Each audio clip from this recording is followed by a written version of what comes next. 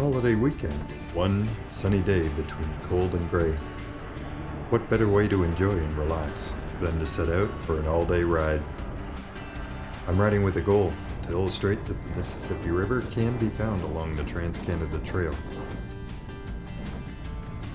So I've set out today with a personal goal in mind. By picking the destination beforehand, I've planned out my routes, I've reviewed online maps, I've considered the terrain and the distance. I think I've got the optimal route. I've even prepared a lunch the night before.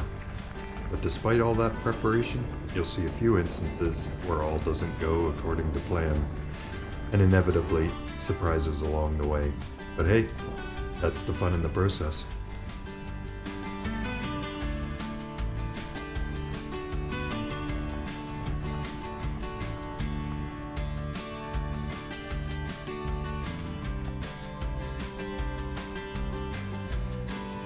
I'm so grateful for this kind of scene, still within city limits.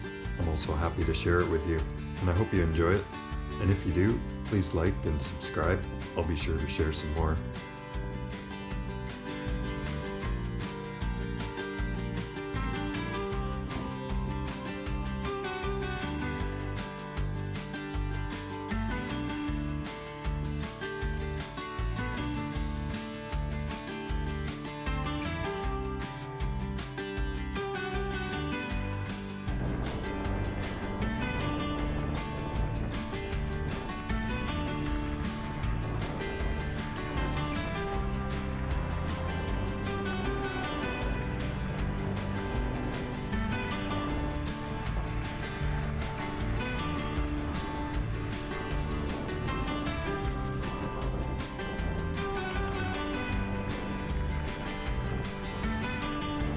While twisting through the forest, I abruptly braked, dropped low on my bike, got off, as there was a whoosh of wings above my head. After getting off my bike, I spied the cause for my startlement up in the tree. It's rare to see an owl, and certainly not so close an experience.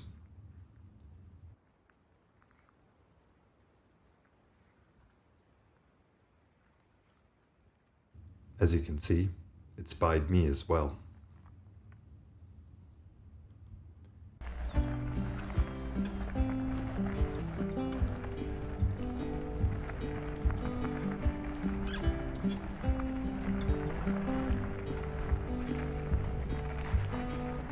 This section of urban bike path is fast.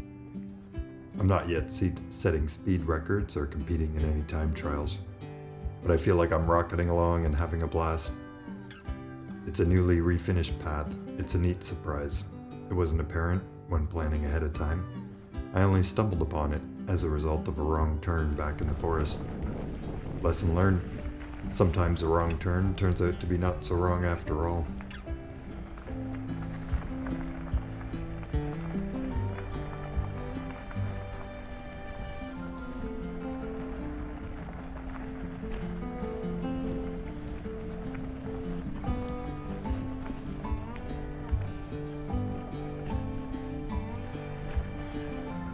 Before getting on the rail trail, which is a long, straight stretch of defined pathway, I have to traverse these twisting forest trails. I pass through here, going out, coming back, but regardless of the number of times I pass through here, the extensive preparation beforehand, and even having my phone's GPS on hand, I still find a way to lose my way, as you'll see in a few minutes. But I guess if I'm going to practice navigating my way and finding my way out again after a wrong turn, this is a nice spot to get better at it.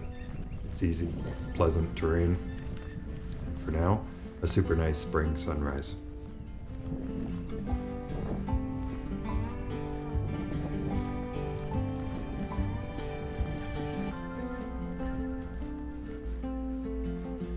Here we go, on the rail trail, rolling along for long stretches. And now, after the forest, and hopefully past the wrong turns, it's onto a segment in the Trans-Canada Trail. Some sections of this are a bit muddy, as the last bit of spring melt still lingers, but for the most part, it's now hard-packed gravel, with only very gradual inclines, if any at all. Some of you might say this rail trail is a bit boring, but not for me, not while riding. It's straight and flat, that's for sure. But there are wide open skies, vast vistas on either side. In addition, I get the confidence to do this trail for a significant distance out to my destination, back home again. In effect, training for long days in the saddle when riding across the country. That is, if I wanted to take all the fun out of the day by calling it training. And while I'm indeed gaining in confidence, it's incredibly humbling to think of this small segment in the context of a full 28,000 kilometer Trans-Canada Trail. So indeed, part of a bigger picture. And as you'll have heard in my other videos, I'm a big fan of enjoying the process, the getting there.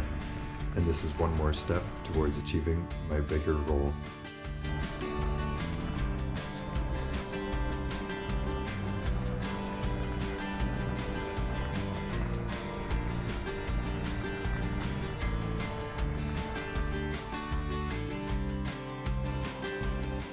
Here it is, the mighty Mississippi River along the Trans-Canada Trail. I'm not sure how it compares to the other Mississippi. I've never been. Maybe someday. I'd sure like to go, but no matter. I'm sure each has their own characteristics, histories, and communities along the banks, and for this spot, along this river, and in today's moment, basking in the sunshine on a holiday-long weekend while out for a few hours excursion on my bike, I'm happy to be nowhere else. It's perfect.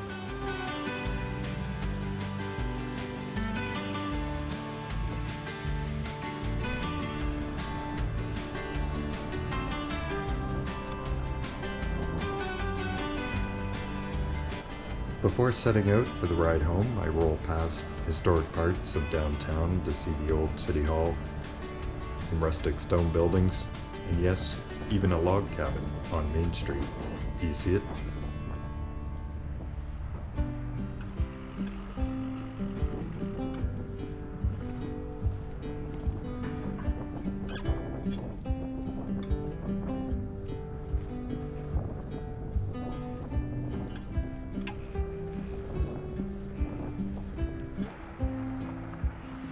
I pause for a bit by the river to enjoy my packed lunch. It's marvelous. Green starting to appear with clear blue sky, so that the river looks incredible.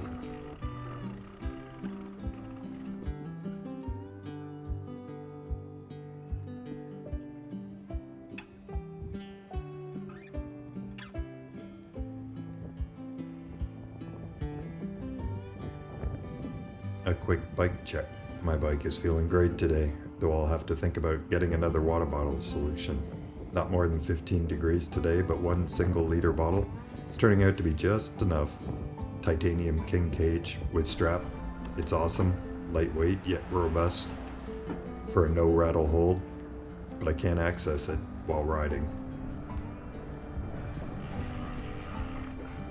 On another day, and especially during summer months, I'm sure this main street would be busier. Today, a holiday, I feel among the few on the road. I'll have to come back again, because I'm sure there's at least one spot offering some tasty treats. It's often the most fun part of visiting small town Main Street. It's stumbling upon that particularly good snack. It almost ends up defining the visit. So, I guess I have a reason to return.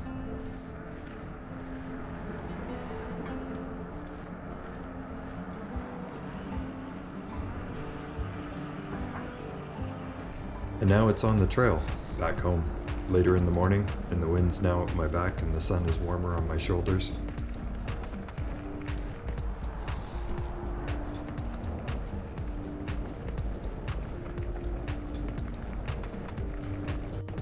I encounter another rider who appears to be out for a bikepacking adventure.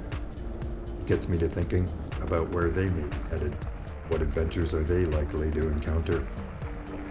Think about myself and my ride back home today. I'm happy to be heading home, but I'm also looking forward to future opportunities to do something similar. Returning home the same way I came out. Again, some might say this is boring.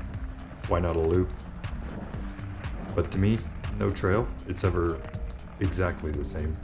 In fact, I'm now anticipating getting home rather than looking forward to the destination. The long, slow incline on the way out, it's now a faster rolling decline with a headwind that had been right in my face. It's now pushing me along the trail, making for a much easier ride home. And so now it's back in the forest, the last leg of excursion. But first, a moment to illustrate that I don't always know what I'm up to or where I'm going. Like I said before, this forest is difficult to avoid getting lost. I make some plans, consult maps beforehand, ride with the GPS, but somehow this forest is confounding. I end up on dead-end trails and I have to retrace my path.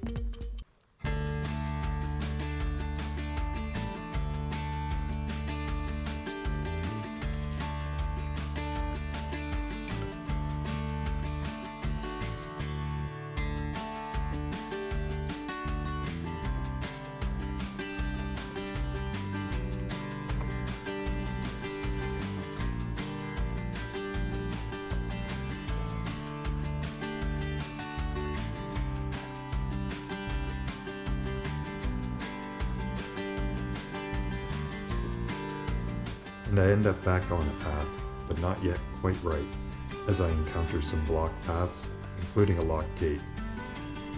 I begin to feel a bit like I'm stuck in a maze, and to be honest, with it so close to home, I'm getting a bit frustrated. But at the same time, I can quickly take in the confidence in finding my way out and appreciate the increased resilience, because no doubt this will happen again, sometimes further from home.